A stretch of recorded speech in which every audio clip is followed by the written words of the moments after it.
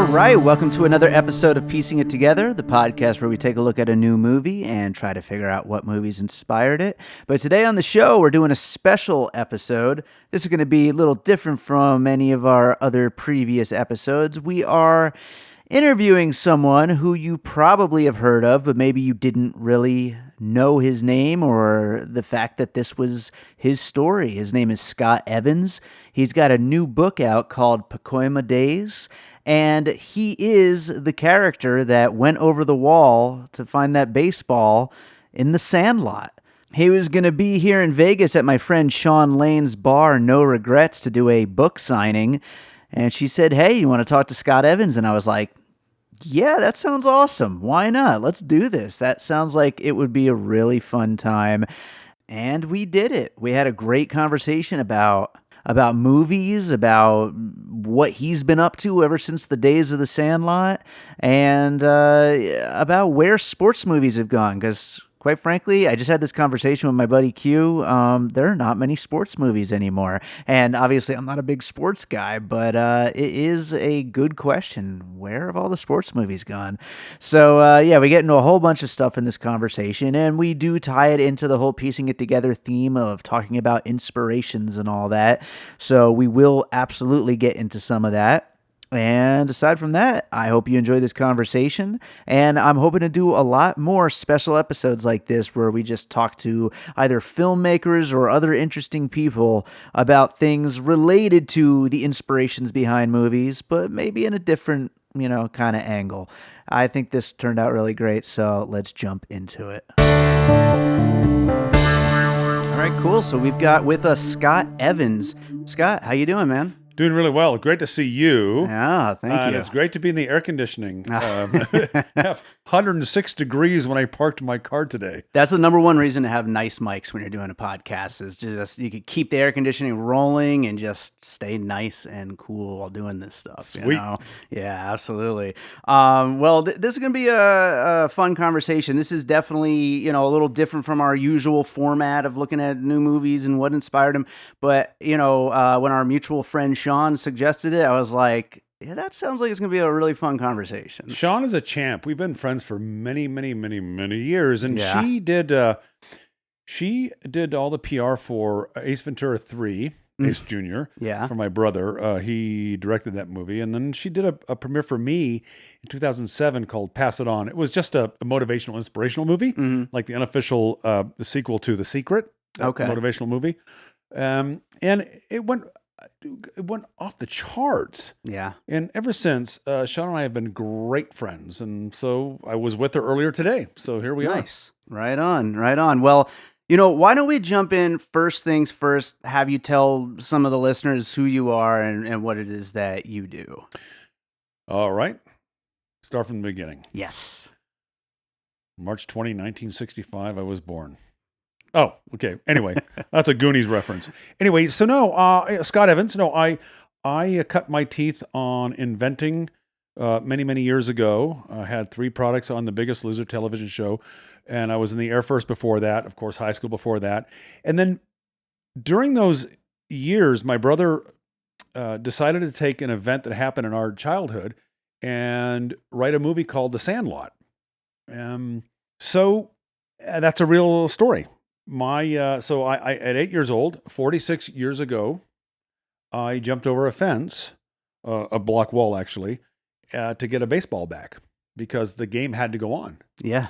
And I pickled the beast, literally, and then got taken to the hospital after the beast got done with me, and so on.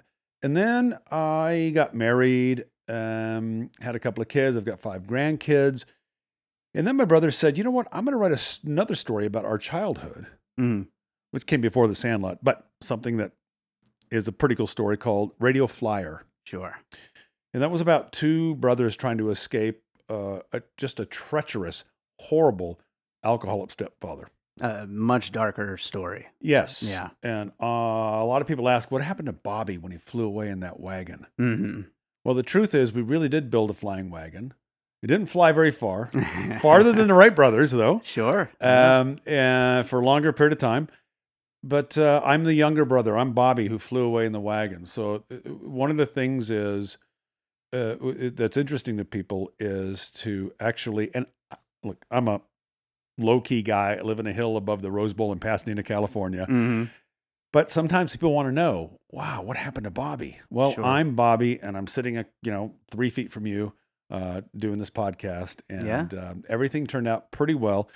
A lot of hassles and struggles along the way, but here I am, and I live on royalties and book sales, and I've had products on the Biggest Loser TV show Yeah. and fitness products. So yeah, so it's one of those fast and loose kind of lives, but that's what I do. Certainly interesting life. And I mean, honestly, leading up to our conversation, I didn't get a chance to rewatch Radio Flyer. It's been a while, but I did rewatch The Sandlot, and it was my first time watching it in a while, but oh my God, does it just all come back? It's like that movie is just so kind of ingrained, and that story being your story that must be wild.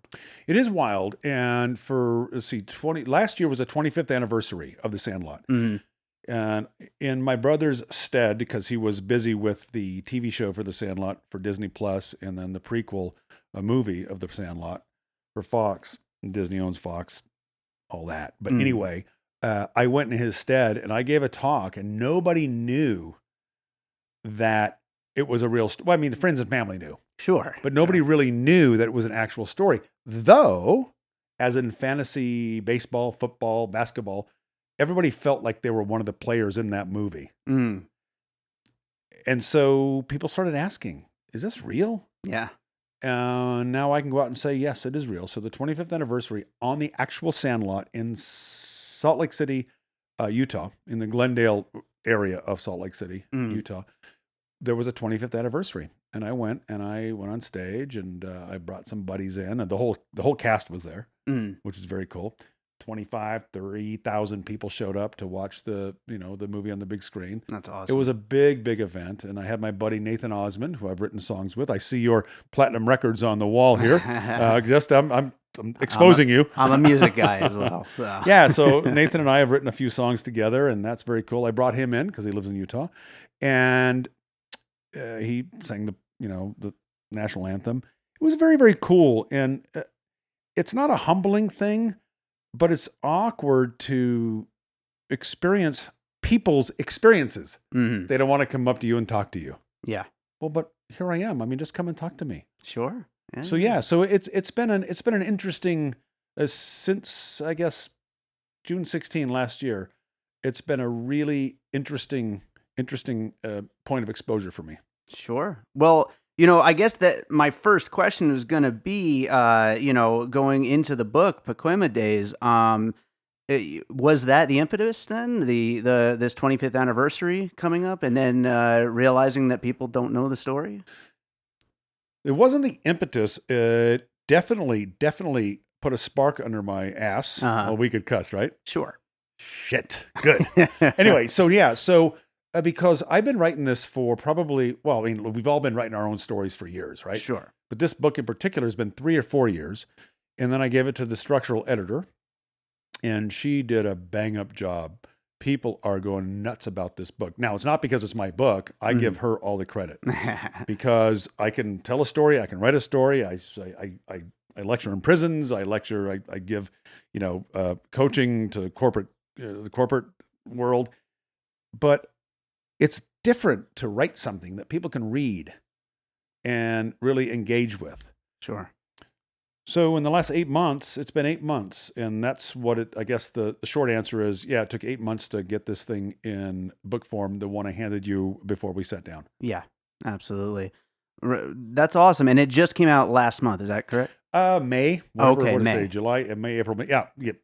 Right on. Yeah. And so now you're out there. Does this take over then, promoting the book? Are you just out there on a constant stream of promotion?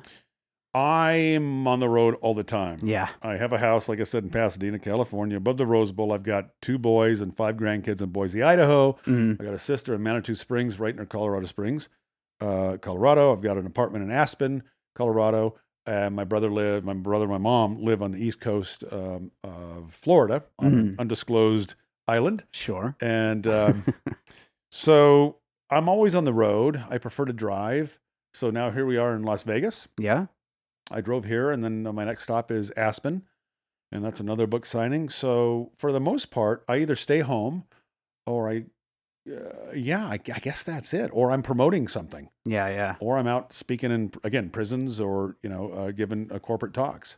So inventing has been one of the big things that's been a big part of your life since the time of the Sandlot and all that. How did that come about exactly? Well, I had when I went to the Air Force out of high school, I had a great mechanical aptitude because they test you for your aptitude Mm, and where to place you. So when I got out of the Air Force, I hooked up with, awkwardly, a high school sweetheart. hmm It wasn't a sweetheart, but we met again. And and then I started building stuff, and I became an air conditioning contractor. I Yeah. just did everybody's story. Yeah. That's the cool thing about the book, is it's everybody's story. So then I got divorced. My kids moved away to Idaho. And then I started building stuff. I had a few chiropractor buddies that said, "Hey, can you build something that does this?" hmm And I said, "Okay." So I built something that did that. And then I started going to infomercial conferences in Las Vegas. Oh, okay. Yeah. And then I built what amounts to a thing called a body bow. This was my big coming out product, so to speak. It was called a body bow, and it was essentially a portable handheld Bowflex. hmm And it sold a million units in like 9 or 10 months. That's And it put me on the map. Yeah. And then I built and launched probably 5 or 6 other products. And yeah, and I just, something I like to build stuff. So I'm curious, are there other people from the world of film who became inventors? I don't know. Yeah, That's interesting. I don't interesting. know. I know that there are people in the world of film and literature hmm that I know personally. They're friends or friends of friends. Yeah. And they ask me, "Hey, can you do this? Can you do that?"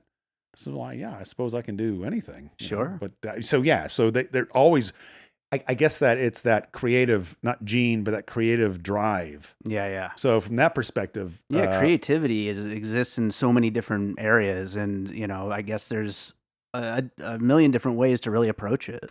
yeah, well, so like I mentioned, your platinum records on the wall here to my right, to your left. I should tell the listeners it's not technically my platinum record. I worked the album as a promoter, but It's I am platinum, a though. sorry, though, and I've had a little bit of success along the Sorry, way. but- just drawing you in here. No, I mean, what's funny is I was in Boise, Idaho, doing a conference for one of my fitness products at bodybuilding.com, Mhm. which is up in Meridian, Idaho. And it was a product that I was taking into the Biggest Loser television show, Mhm. which was out in Malibu, California. Anyway, in that area, Las Virgenes Ranch. Anyway, in that. Sure. So, and we were coming down, and I said, "You know what? I have a Facebook friend named Nathan Osmond, hmm and part of the Sandlot, the carnival scene, hmm was filmed in American Fork, Utah." Okay. And that's right up to 15, like everything is in Utah. Yeah, yeah. And I messaged him. He called me back, and we sat and we cut 3 songs in the Osmonds recording studio. Nice, nice. One of them we had written previous, but the other 2 we sat and yeah, just a cheap plug. I don't get anything from it, but everybody else will when they listen to it. Little Big Man, Nathan Osmond. It's just a really good song, and we just hit it off, and we've been friends for, gosh, I don't know, 8 or 10 years. And yeah. he goes to my events, I go to his events, and we just have a great time at it. So I think the creativity bug, if one chooses to say, you know what, I'm going to write a book, I'm going to write a song, I'm going to learn how to play the guitar, Sure. whatever it is, Yeah. I would just say, do it. There's your motivational minute. I couldn't agree more with that statement, because people ask me all the time. I've been a musician for many years, and I've been doing this podcasting for a couple of years now, and I'm just like, just do things, just keep doing things, Yeah, I think that's important. And Yeah. my 2 boys do that. It's like, okay, what am I going to do, Dad? And I said, well, I just do something. Exactly. Just do something. Yeah. Well, I want to talk about the Sandlot a little more. But first, I wanted to ask you, in navigating your way, obviously a winding career and going through inventing and public speaking and everything. Was doing more things in the world of film a thing that was a major interest for you, or that's more your brother was more interested in that? So early on, let's see, that's a good question. So early on, after, so my brother, when he got out of college, he came to live with me, my wife, and my pregnant wife, and my first son, Hmm. and then my second son. He said, "Can I come to stay with you guys for like 3 weeks? Hmm. Oh, and by the way, I have a German Shepherd." And I said, "Okay." Well, And that's then a plus in my book. So, no, I'm fine with that. Doesn't matter. So 3 years later, he sells Radio Flyer. Mhm. And I'm the younger brother by 2.5 years. I'm not a jealous sort, anything like that. But when you're younger, it's like, oh, maybe I can do that. Mhm. So I endeavored to write 4 screenplays, Mhm. all fiction. Never sold one of them because I did it for a vanity, just a vanity project. Sure. Didn't do it to sell them. Interestingly, things you do 10 years ago are things you can bring to the fore and say, oh, like songs. Mm. Oh, wow, I recorded this 10 years ago and now it's interesting to somebody. Same thing with the earlier screenplays I wrote. And I did those because, well, if he could do it, I can do it. Sure. Yeah. And that's frankly how that went. And I've been writing I write textbooks for prison programs, and 4 of them. I don't keep doing it, but I did 4 of them, and it works out. And I just like putting my hands on a keyboard. Sure. I just like doing that. Yeah. And so I did that. And 2 of those are being worked from a screenplay into novels, Okay. which is very, very cool. Sweet. Yeah. And, I guess the message is, again, just sit down and write something. Just keep making things. Just keep making them. So yeah, I do want to talk about the Sandlot a little bit. Like I said, I hadn't watched Radio Flyer very recently, but the Sandlot I did just recently watch, so I wanted to kind of focus more on that one. With the regular focus of our show, looking at movies that inspired movies or movies that were inspired by movies. And so I wanted to talk a little bit about the Sandlot first of all. About any movies previously that maybe were in you guys' minds while you were working on this. Anything that was like, oh, that's cool how they did that, you know? So some of the early ones, like Stand By Me, Sure, yeah, that's one was that like came to my just, mind. yeah, just perfect, just perfectly done. Yeah. I think I think outside of all the stories being true in The Sandlot, I think the bigger thing outside of movies Hmm. were TV shows. The Wonder Years, maybe? Maybe, but even earlier than that. Okay. I think I'm a little older than you. Sure. Okay. Flipper, Oh, okay. right? Bud and Sandy. So those sorts of things. And then the Twilight Zone and the very last episode of that. Oh, yeah, I guess kind of like was- a family-friendly Twilight Zone episode or something. Yeah, kind of, Huck and Finn, Yeah. all that stuff. But as far as movies go, I think that, I think the drive was twofold. One, whatever the impressions were from the Stand By Me's, not the Goonies, but the Goonies was cool. Sure. I think the big drive was to connect with whatever movie was nostalgia and Americana. Yeah, yeah. Because nostalgia definitionally is to be brought back to Yeah, something. absolutely. And that just happened. It just struck a nerve. Oh, yeah. Just struck a nerve. And of course, we saw Sinbad and the 7 whatevers. Mm-hmm. We saw all those crazy, claymation or whatever those Oh, I love that movies stuff. were. Yeah. And we would go and go and go. And we, a bunch of the early Disney movies, the 2 bears, the 2 brothers that turned into bears. Mm, And my brother and I were those 2 brothers. And Yeah. as we were sitting in the seats, right. So yeah. I think those impressions were, I think those had a lot to do with how this movie turned out, because it strikes such a chord when people say, oh, wow, that may not have been my life, but they start looking back and going through their photo albums. Sure. So it's that, again, Americana, that nostalgia that creates this need, not just a desire, but a need for people to say, I want to go back and look at what happened on that road trip in 1975 back east. Sure. And then they get all goosebumpy and emotional when they start reconnecting with their family like I did with my 5th grade teacher, Mm, Barry Watnick.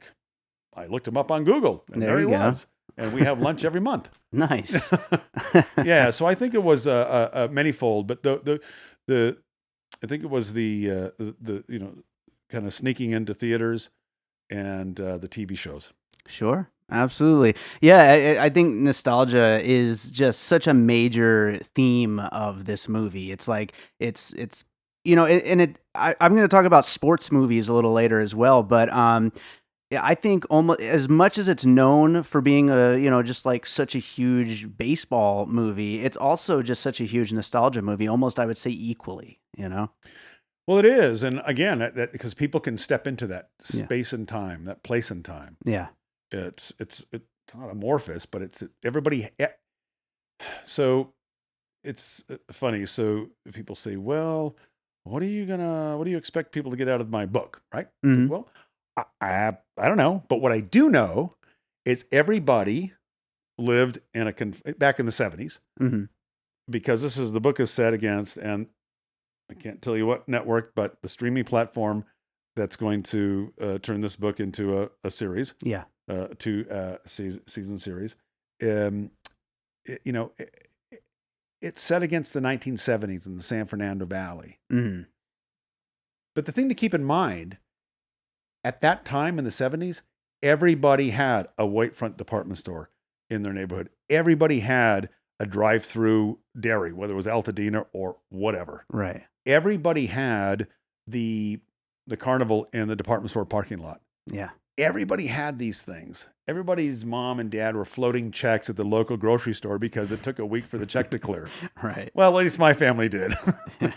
Everybody had a municipal airport, and they were watching planes take off every minute Mhm. and land every 2 minutes. And that's one of the reasons why. Oh, and by the way, everybody was able to light off fireworks in their front yard Sure. and Yeah. at the Yeah. park, like in the Sandlot. Everybody had that back in the 70s. Now we don't have those things, Mhm. unless you're out in the rural areas, right? Sure. Nebraska, Kansas, Iowa, Illinois, whatever, wherever. Yeah. So I think that's a big part of what connects with people. And the cool thing is this: when I go talk to schools, middle schools, high schools, the feedback I get takes about a week or two, because all the kids go home to their parents, Mhm. who aren't baby boomers, but a little younger than me and you, but their parents validate everything about these stories. Right. And the Right. kids go, "Oh my gosh, that really happened?" Mhm. So yeah, I guess that's the medium range answer to your question. Yeah. Yeah.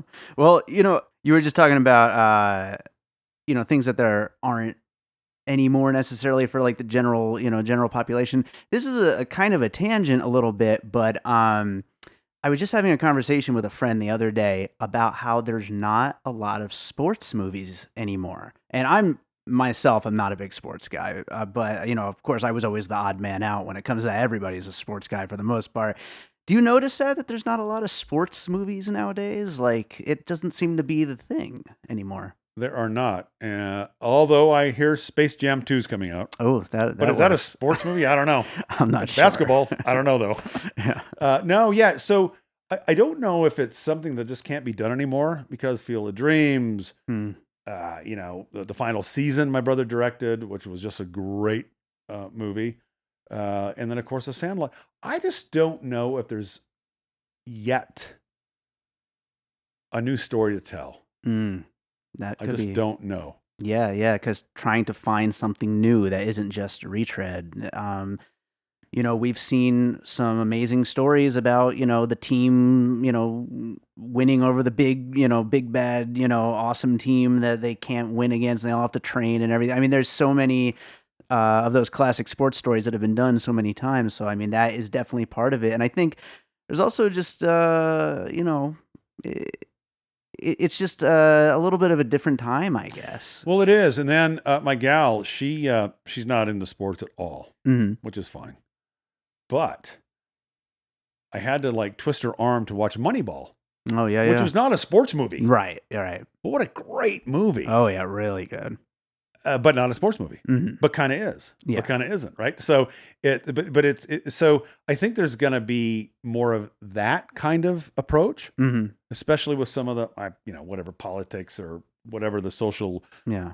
mores are as regards how you communicate about and with people when it comes to sports. Yeah. I think there's going to be, and especially for, you can't call a basketball team owner an owner anymore. There's going to be there's going to be other movies that are tangentially sports, Sure. or peripherally, but I don't know. That's a good question. I don't know. Well, I think another aspect of it is there's like a kind of a fear of being sincere nowadays. Everything's got that like ironic detachment and whatnot, which to really to have that the memory of the team to being together and everything, and like that being so important and all that stuff. I think that's part of it too. Is like people are just kind of scared to show sincerity. I fully agree. And I'm a pretty open, authentic, sincere guy. Mhm. Yeah, I got my family life. Yeah. That's like me and mine. Other than that, I find it very freeing to walk into a state or federal prison and talk to, bank fraud guys, to Jordan Belfort, who I was in one of my classes, smarter than me, but he needed time off the yard. Sure. But I just find it freeing. Some people don't, because they don't want to expose themselves. Right. And I think that's part of it. I got a psychology degree, but I'm not qualified to, diagnose anybody sitting here. Mm. But I think for me, it's very freeing. I think freeing is a good word for it. Yeah, and I think people should do that. And again, that's why I wrote this book. And I think that's a big reason why, though my brother would be hard pressed to admit it. And I'm not speaking out of school, because he and I spoke 3 times today. We speak twice a day, sometimes 3 times a day. I think that was I think it was more cathartic for him than anything. Mm. And I think that's part of the reason some people write some of the things they write. And I think that's some of the reasons why movies have legs and become evergreens, like The Sandlot. Sure. It's just cathartic for people to sit and watch. Yeah. Even the good times bring tears to your eyes. Sure. Absolutely. Well, back to The Sandlot. We were talking a little bit about movies that inspired. I want to talk about a little bit some movies that have come since that you kind of felt some of that Sandlot style influence on. The first thing I thought of is not just one movie, but it's kind of like the whole Judd Apatow aesthetic of just a group of guys who all, there's the funny one, there's the geeky one, there's the tough one, there's the one that's good with girls or whatever, and just so much comedy out of their friendship, and they're like really it creates like an atmosphere of just realistic friendship, and I think that those movies had to look back at things like The Sandlot. Right. And those movies, you just think about this, right? You can't write that unless you lived that. Right. So those bonds that you made early on and then revisit years later, Yeah. you can't, well, I guess you can make it up, but let me just say it this way. You can't make that up. Right. You can't make that shit up. Absolutely. So those bonds, now, by the way, it may be a factionalized version. Mm-hmm. You're taking like nonfiction people and events, Sure. and then making a fiction work out of it. Yeah. It may be factionalized, but you can't make up the incidents. You can, but they don't have the same impact. Right. So Absolutely. yeah, so that group of guys. So my brother's famous for saying in some of his interviews, when I went over the fence and I came back over the fence after the dog beat me or ate my leg, well, took a big chunk out of my leg. I'm walking on 2 feet, and I got the ball and I came back, and here's a little trivia. Mm-hmm. He wasn't even there when that happened. Oh yeah. But all of the kids were bullies, and he needed to make it good in his head, I guess, that he was going to make them all superstars. Sure. And he claims to have told them, and I know he didn't, and he knows he didn't. And this is the first time I've said this on a show. Mm. He says, I'm gonna make you all famous, even though you're a bunch of bullies. Now they were all bullies, Yeah. absolutely. They would beat us up and they would trip our bikes up and everything. And they taunted me to go into the backyard Mm. to get the ball, knowing there was a dog there. And then when I got to the top of the wall, I knew there was a dog there. Yeah, I bet. And then when I landed, the dog was chained up, and then of course broke its chain and caught me. But I guess the story's always in the mind of the storyteller. Sure. Right. So then on the Radio Flyer, when Tom Hanks at the end of the movie, when the kids are sitting at the airport and the municipal airport, Mm-hmm. he says, "Now do you know what I mean by histories in the mind of the storyteller," Right. or whatever the words Right. were. So that's really what it is. So there we can conflate all kinds of things in our childhood, but with Sandlot in particular, we just found a way to make everything okay with a very traumatic experience. Absolutely. Absolutely. And I mean, so traumatic experience, did it ever affect your love of dogs? Because I'm a big dog guy, so. No, matter of fact, I'm not a cat person. I'm allergic to cats. Okay. frankly. There's two walking around here. Hopefully That's they're fine. not bothering you. I took Claritin Okay, good. earlier today. But no, no, I've always been good with dogs. I mean, there may have been a couple of times over the years, if I heard a rustle in the bushes, I'd cross the street. Sure. But no, for the most part, I'm like, oh, okay. Yeah. Dogs rule. Yes. And I love how they did the dog. Going back and watching that movie, I love how they did it with a mixture of, stop motion or puppetry or whatever, a big and puppet. real dog. Yeah, that was awesome. So back to the book. You said that there is some movement on bringing some of this to screen. Yes. Yeah. June 16 last year. Mhm. So let's date this podcast. 2018. Yeah, sure. So 25th anniversary. We were at Dodger Stadium and we had I was a guest of Fox Sports and MLB. Mm-hmm. And I walked in to the suite with a couple of buddies of mine, my Air Force roommate, Mm-hmm. Larry Goldfinger, Las Vegas native. Nice. I'm going to have sushi with him later today, and his wife. So they came in, stayed at the house, and we went to Dodger Stadium because I didn't have anyone else to take. My gal's not a sports fan. Mm-hmm. So we walk into the suite up on the press row or whatever all that is, and Dodger dogs for days, beer and wine, and very expensive alcohol though.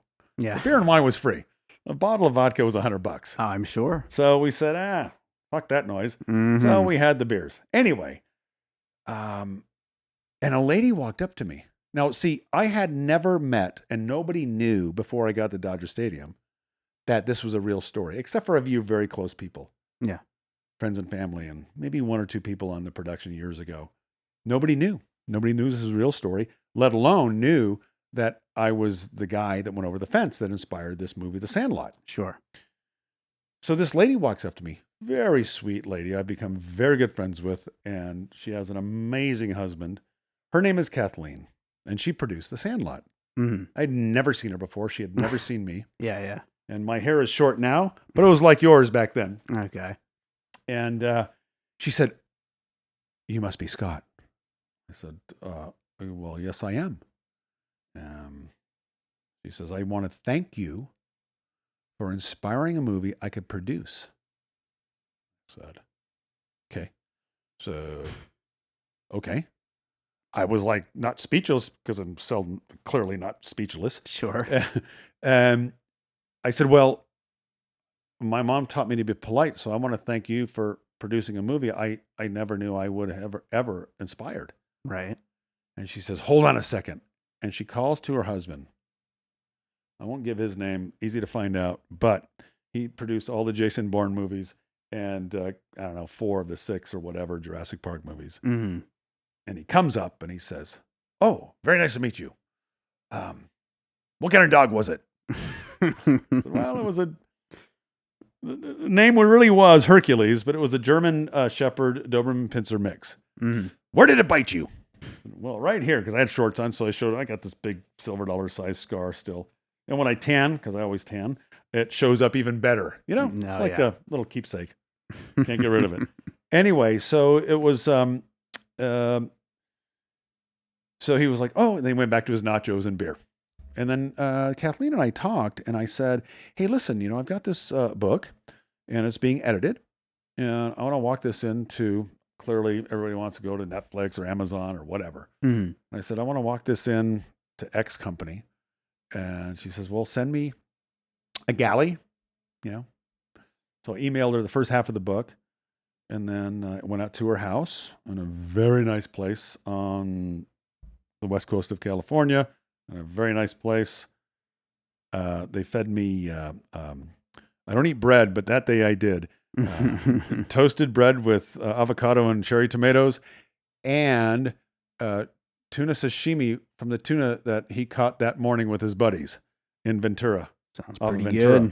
Yeah. So it was like I was just out there hanging out, and that's what they do. So I figured I'll just do what they do.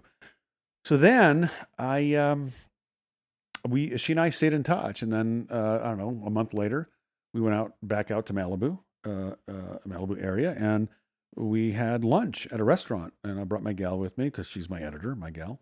And lo and behold, you're holding the book. I just gave it to you, and now that's she's gonna be the producer on this TV show, and my brother's gonna be one of the writers. So he and I are gonna write it, and he's gonna be the director. I'll direct one or two just to get my feet wet. I've never directed anything. Nice. But yeah, so we're going to write it together. That's exciting. Oh yeah, it's very, very cool. So yeah, and again, it's just that, determination, perseverance. You hear all of these motivational speakers. I guess the real point is just to do something. Everything is people. I wouldn't be sitting with you right now if Sean and I weren't the best of friends. Sure. I mean, the best of friends. Yeah.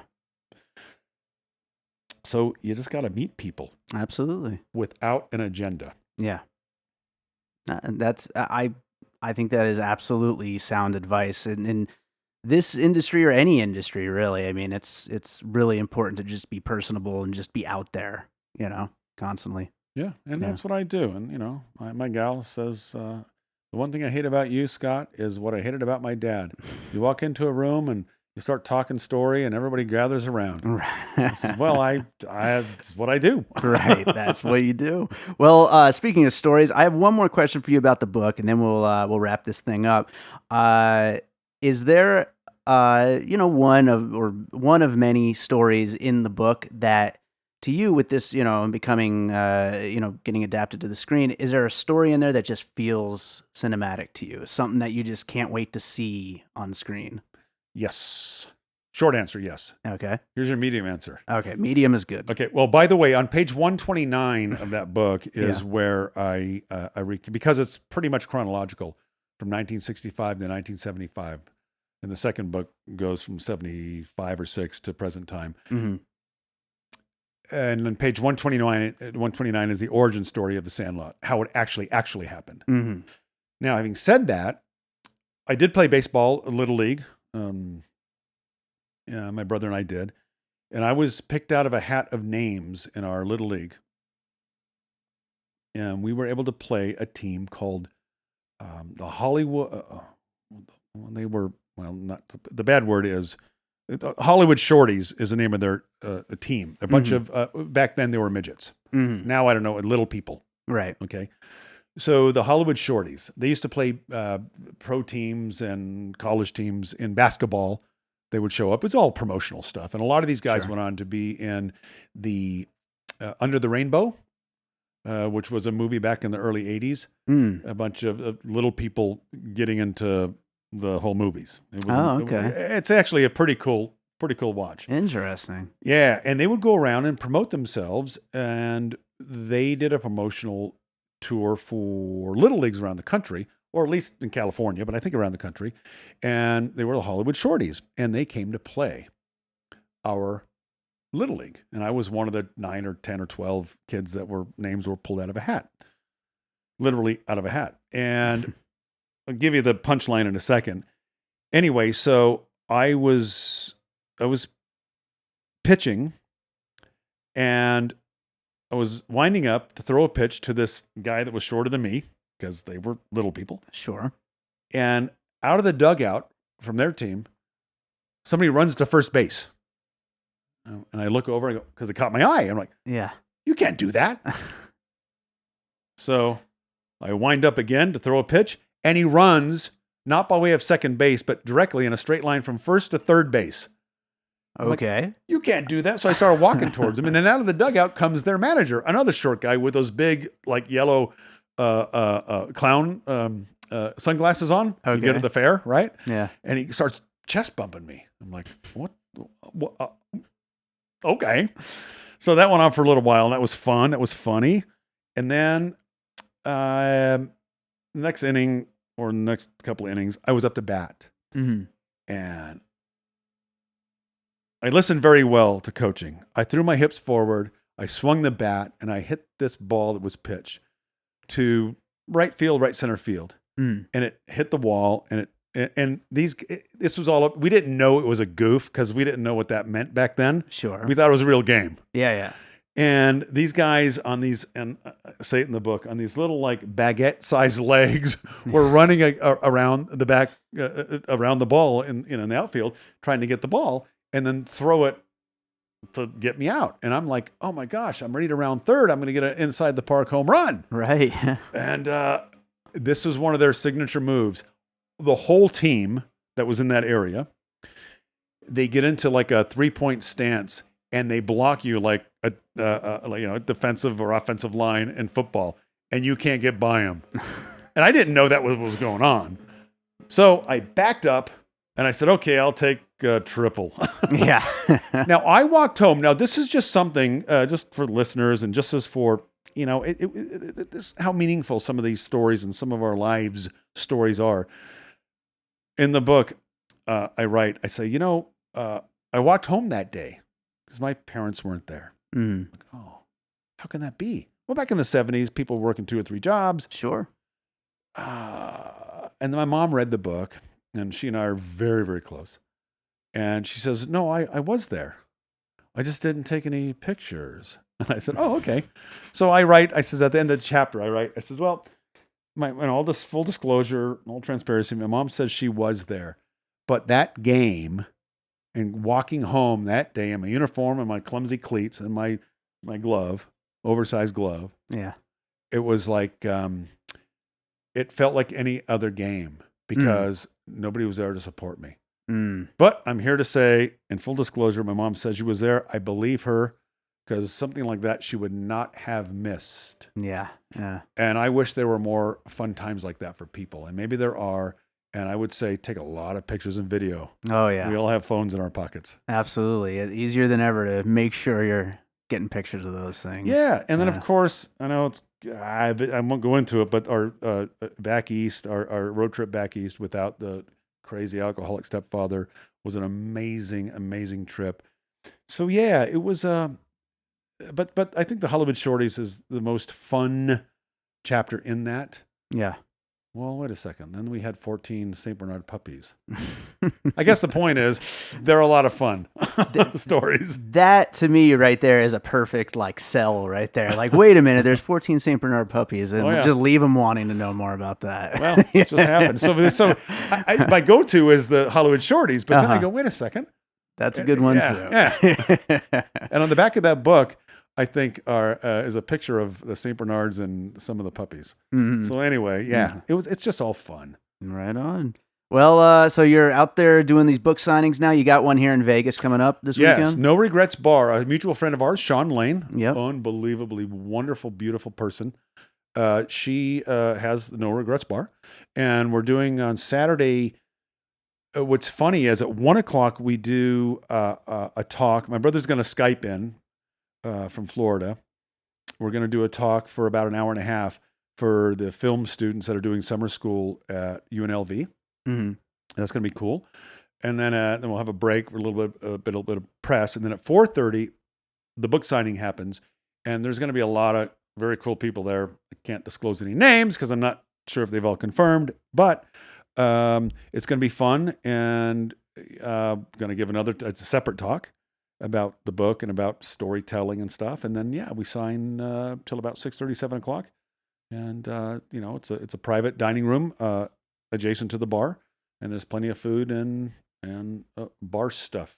Read alcohol. Sounds awesome. And it's a great place, of course. And I'm going to try to stop by. I have other podcast things to do, but I'm hoping to be able to at least stop by for a little bit. So, well, we'll be there. Right on. Well, Scott, this was a lot of fun talking to you. Any last words for our listeners here about the book or anything? Well, I would just say PacoimaDays.com. PacoimaDays.com is the website, or just go to Amazon.com and you can buy the book if you can't make it to the book signing. Or if you buy it on my website, then you say you sign one, then I'll sign it and send it out. And it's 393 pages of just really yummy storytelling and good stuff. So PacoimaDays.com. We're going to be at No Regrets Bar on Saturday. And I guess that, or Amazon.com, Pacoima Days in the book section. So that's your plug. Awesome. My Sounds plug. Great. Yes, your plug. Well, right on. Thank you so much for doing this. This was a lot of fun, man. Great to see you, and what a cool place you have here. This is Jay, Aaron, and Richard. and we're the VCR Kids. We rewatch movies from our childhood. they're mostly from the 80s and 90s. And we decide whether or not it holds up. Look up the VCR Kids on your favorite podcatcher and check out some of our past episodes. We've watched Hook, All Dogs Go to Heaven, The Mighty Ducks, and more. And check out our special episodes where we watch Harry Potter with our friend who has never seen them. Search for the VCR Kids today. We'll talk at you soon. All right. I hope you enjoyed that conversation with Scott Evans about his book, Pacoima Days, which is available now at his website. You can find a link in the show notes. And, of course, talking about the Sandlot and Radio Flyer. So, speaking of no regrets, Sean Lane's bar where he did the book signing, I've got to give a little regret here for not saying "You're killing me, Smalls" to him while he was here at my studio. How could I let that slip by? When am I going to have that opportunity again? Maybe when the series comes out, we'll get him back or something. Anyway, if this is your first time listening to Piecing It Together, we would love to hear what you think of the show. Obviously, this is a little bit of a different format from our usual show, but we hope you enjoyed it, and you can rate and review us over on Apple Podcasts. You can, of course, subscribe on Apple Podcasts or on Spotify, Pocket Cast, Stitcher, TuneIn, any of the major podcast apps. We are there, and we would love to have you as a listener. There's been so many people checking out the show recently, and we really appreciate all the support. There have been all kinds of new people listening, and we want to just keep making a great show for you and keep expanding the show and doing all kinds of new stuff for you.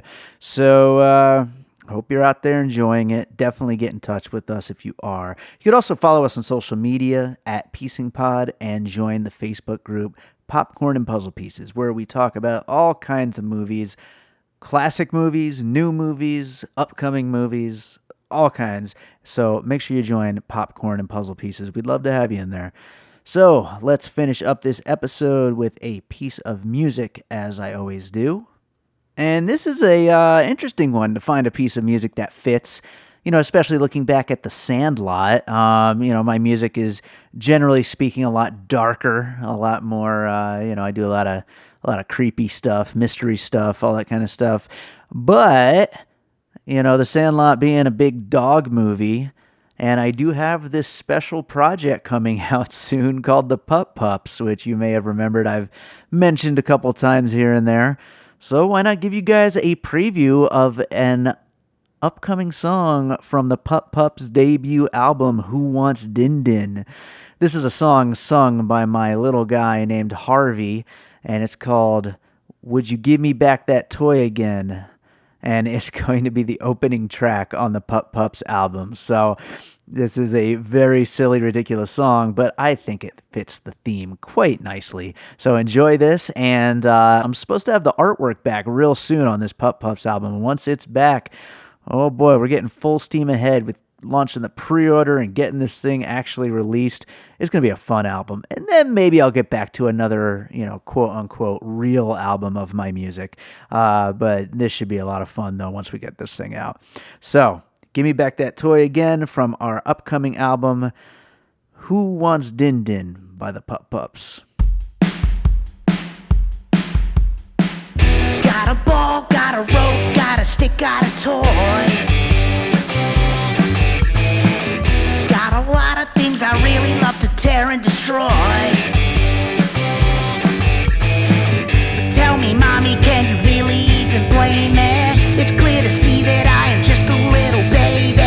I'm sorry, daddy, I really didn't mean to offend. But would you give me back that toy again?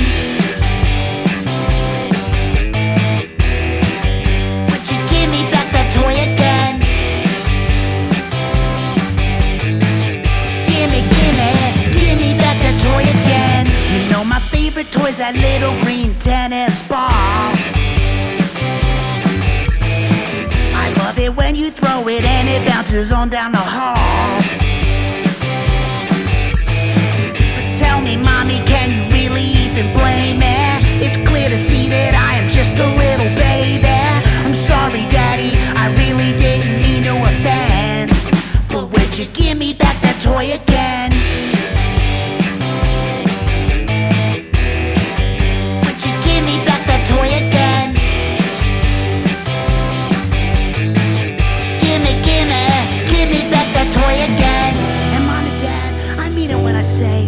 Sorry that those toys got all chewed up. I know you spent a lot of money on those, and well, I didn't mean for them to end up that way. And you know what? Tell you the truth, it wasn't even me, it was Sadie, right, Sadie? Yeah, it was me. So would you give me back that toy again? Would you give me back that toy again?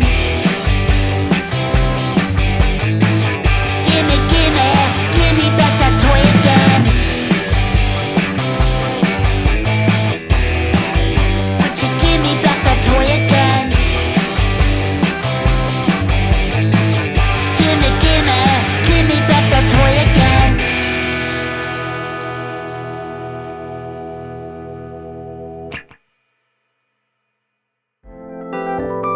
And all points west.